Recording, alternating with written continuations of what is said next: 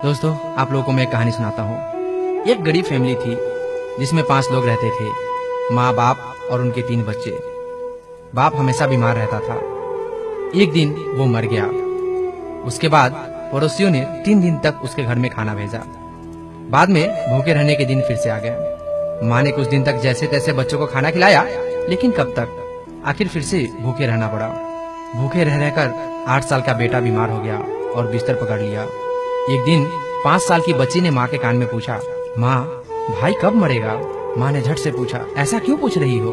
बच्ची ने बड़ी मासूमियत से जवाब दिया, जिसे सुनकर आपकी आंख में भी आंसू आ जाएंगे। बच्ची का जवाब था, माँ, पापा मरे थे तो पड़ोसी ने खाना दिया था, अब भाई मरेगा तभी तो पड़ोसी खाना देंगे ना। दोस्तों, खाने में गरीब का भी हक होता है। हम लोग बारात में जाते हैं, पार्टी पे जाते हैं, अपने घर में भी काफी खाना बर्बाद कर देते हैं।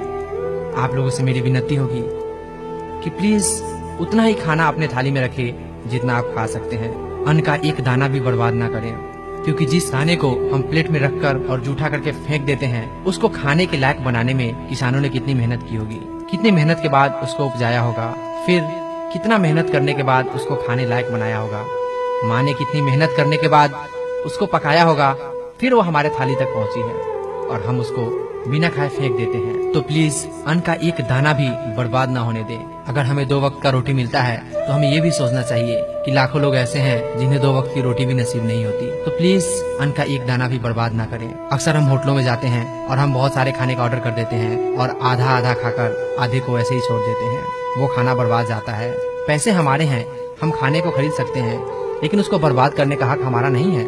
हम उसे बर्बाद नहीं कर सकते हैं। इसलिए प्लीज होटलों में या भोज में उतना ही ऑर्डर करें जितना आप खा सकते हैं। अपने घर में भी अपनी थाली में उतना ही खाना रखवाएं जितना आप खा सकते हैं।